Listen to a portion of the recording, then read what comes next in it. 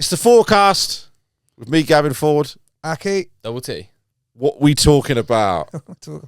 Well, I saw a little clip on TikTok from Deadmau5 Yep. saying artists should never sign to major labels. What would you sort of go back and tell yourself as producers then, now that you're... Don't sign with a major. Because now I'd be able to do that shit if they wouldn't be able to sit on it for 7 to 10 years. You know what I mean? Yeah. Like, yeah, there you go. Don't sign with a major label. Ever. I don't care. Even if they give you That's easy to $20. say while we're sitting here. It is, but you know what? Honestly, like if it came down to, you know, I don't feel that any one major label ever helped me out so much that I could say my career would have went down the shitter if they didn't. Yeah, I saw this. They asked what he'd say to his younger self, and he'd say, never, ever sign to a major label, is what he said. He said never, ever, yeah. Never, ever.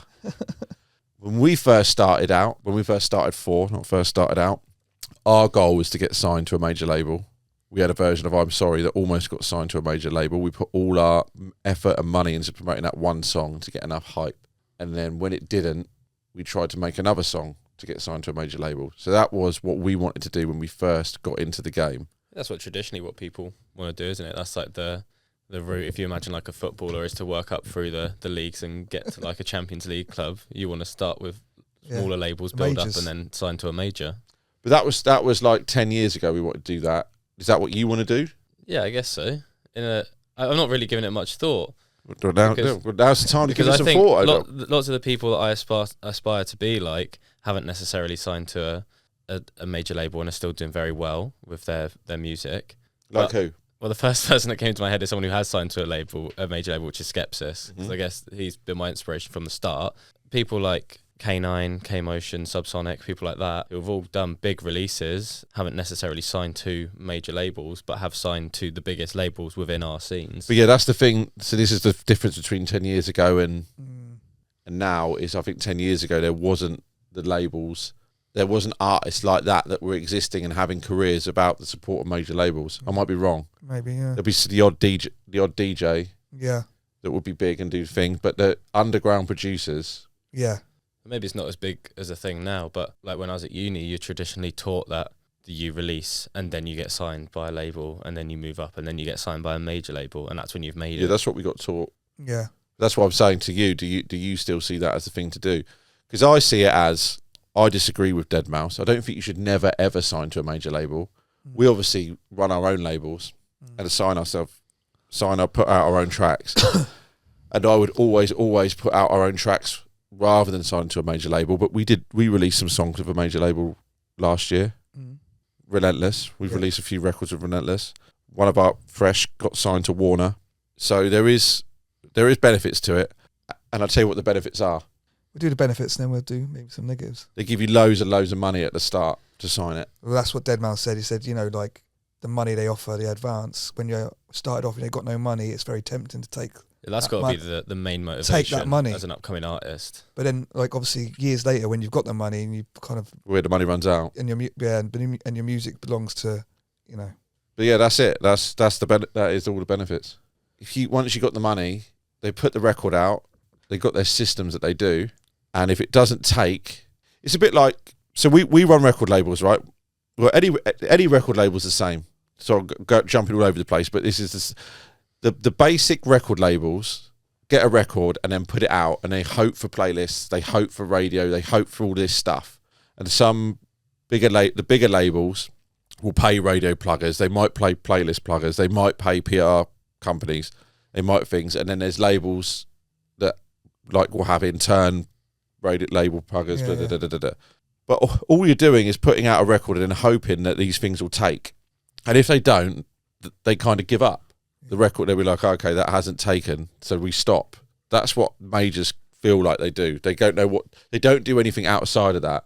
Like where we will get a record and we will get remixes done and we'll cross it, we'll push it here, we'll bring it out, we'll represent it here, we'll if we believe in it, we'll keep going into it.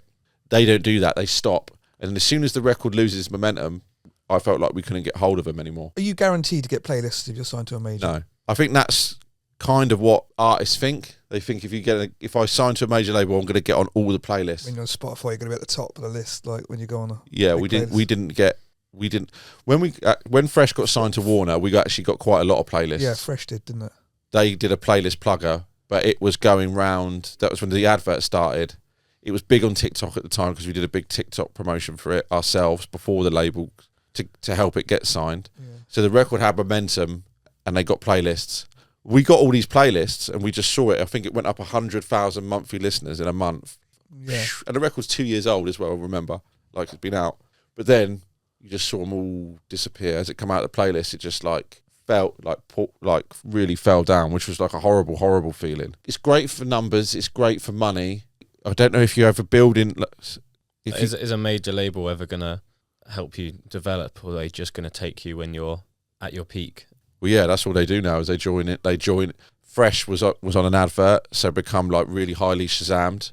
So they joined in. Like, the record had been out for 2 years. So do you think they take a song rather than the artist, major labels? Yeah, 100% nowadays, yeah. Yeah, I agree. I don't think they've developed... can't think of an artist that's been developed. Like Skepsis, who you mentioned earlier, is like big on the scene, like... Been big on the scene for ages, built up numbers, selling shows, and then Rave Out was the song, wasn't it? He's done a few, but Rave Out would have been one of them, yeah. Yeah, done a big song, then they signed it. I mean, I don't know the ins and outs of his deal, but essentially, yeah, he built up his audience before, built up the following before, make records before. Like, I can't think of an artist that's been developed by a major label. But then again, if people do get developed by a major label, people say they're industry plants, so you can't really win. Yeah, but. Again, that's why we focus as labels for developing artists, because no one does it anymore. Yeah. So we might as well be the best at developing artists because no one else is. But yeah, I think some people when you make music, when we released every record that we've done, it's been a success. We've put like £10,000 into it. Yeah. And then you have to wait at 0.0001p a stream to recoup it. It can take a long, long time. Yeah. And especially like nowadays, you have to keep releasing or keep putting money into it. Free Words, we had to keep putting money into it because it kept getting bigger and bigger and bigger, and eventually took all of our money. Yeah. And we had to wait. That's when we weren't getting anything back from streaming because we were still into the advance. So if you're an artist, like if you get offered loads of money and they're going to pay for all the marketing, maybe you should take it. And also, some people like are working. If they get offered a nice little sum of money, they can, quit their job and start making music full time. And take the time to make more records. That's why I say you should never say never. But it's also about leverage. So because Fresh was on the advert and because it was high in the Shazam charts, we got stuff written into that contract that we might not necessarily get written into another one. So if you have to have leverage with these labels so you can get what you want, so you don't because people. The majority of label deals are 80% go to the label and 20% goes to you. Yeah. And then you have to recoup all the profit. So they say these deals. So if you sign an advance for $1 million, you have to earn $2 million to pay or something like that. Right. I don't know exactly how it works. So you have to get loads of money up front, and if you want to retain the masters or get better splits or get some of this stuff, you need to have leverage, and you're only going to have leverage from momentum. Whether it be like a Skepsis who's built his own audience, a finger, look, I can sell out shows by myself, I'll get a few streams by myself. You basically, the only way to get a really good deal from a major label is when you don't need a major label, because all they can give you is money, because you're doing everything yourself. You've got the leverage, haven't you? Yeah, then if you've got the leverage and you can go on and then you can say, this is what I want, this is what I want. And there's loads of stuff about being independent nowadays, and maybe it's good to be independent. We're independent, but at the same time, you have to put like tens of thousands of pounds into your songs to make a real dent, to get it back. So, and also you've got to be real savvy. Sort of, we're a group of 4 people when we release records. Yeah. So when we were releasing records, there was 4 of us working a record at a time. If you're just one person and you're making the music, like, do you want to teach yourself how to do social media, how to do content, how to do artwork, how to organise your own events, your promotional stuff, all this stuff?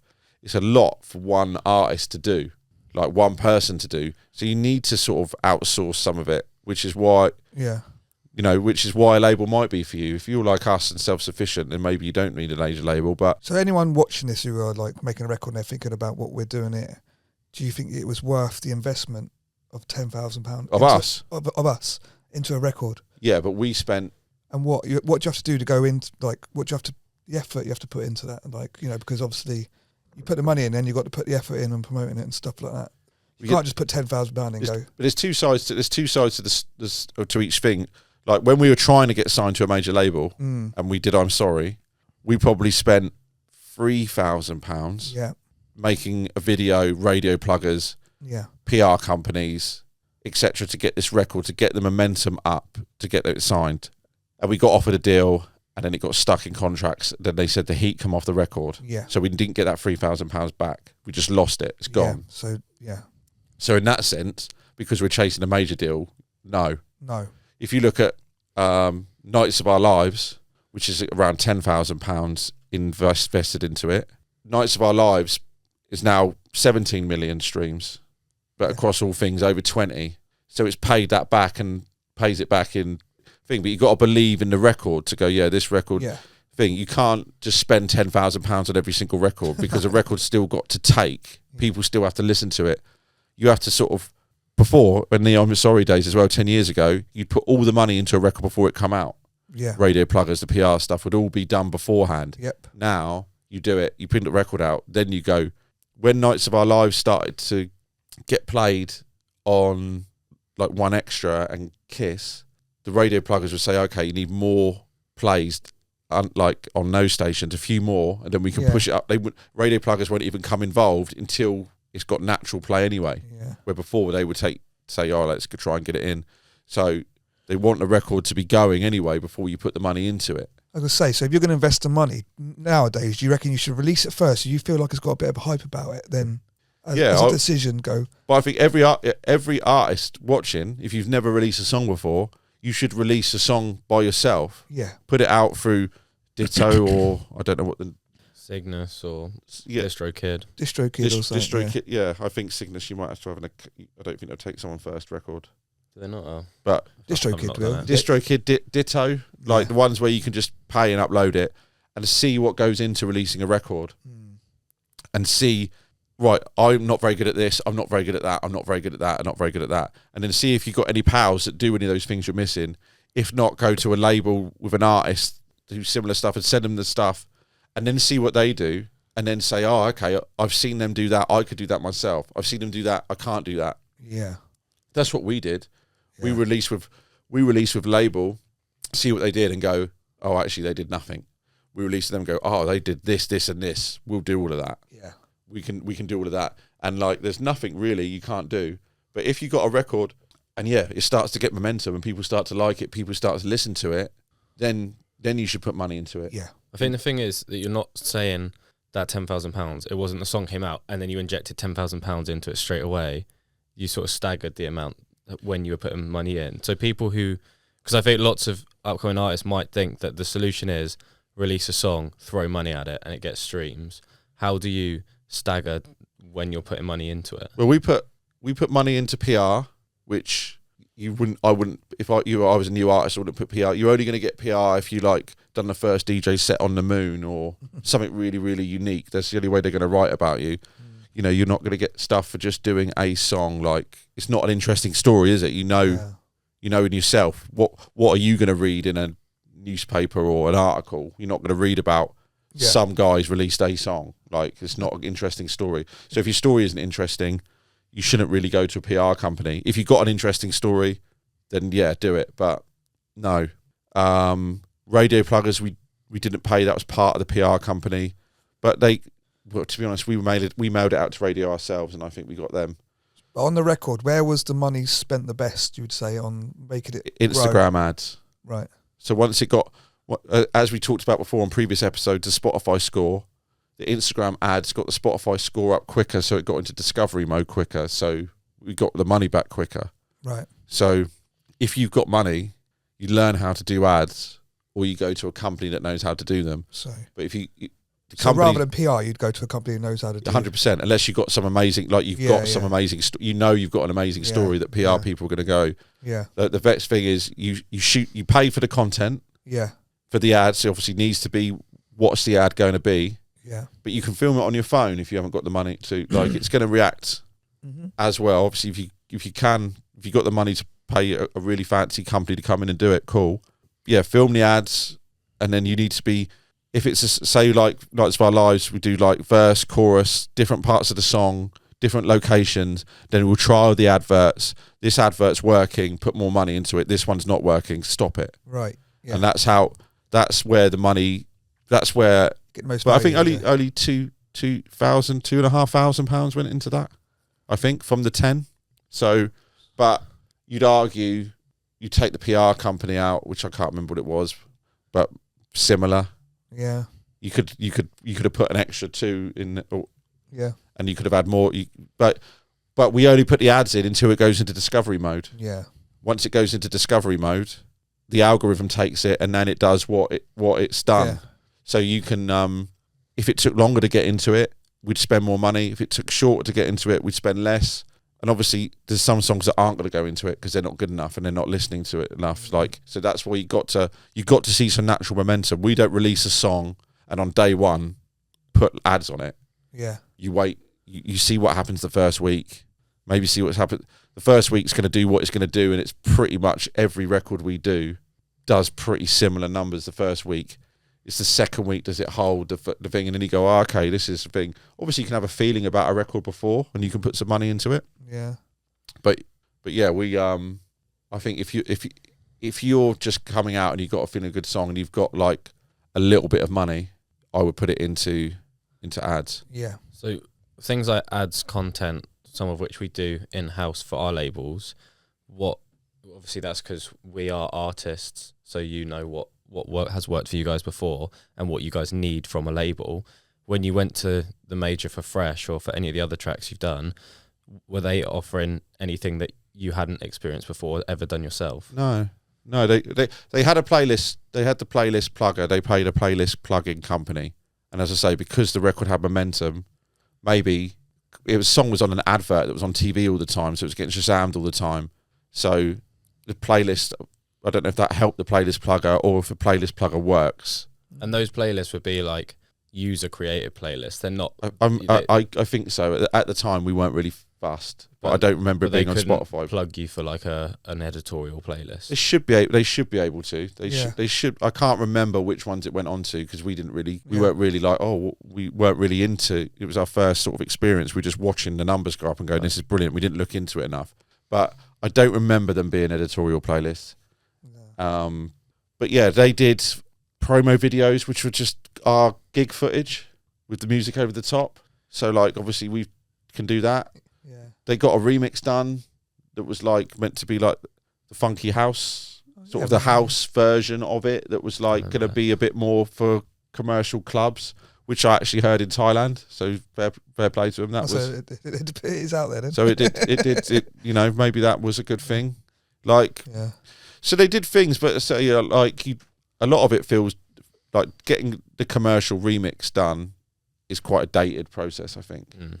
So yeah, quite dated getting the commercial club remix to be played in like Oceanas and stuff. Yeah. But say it did get played in Thailand. But people tend to go the other way now and get a more underground remix of a commercial song.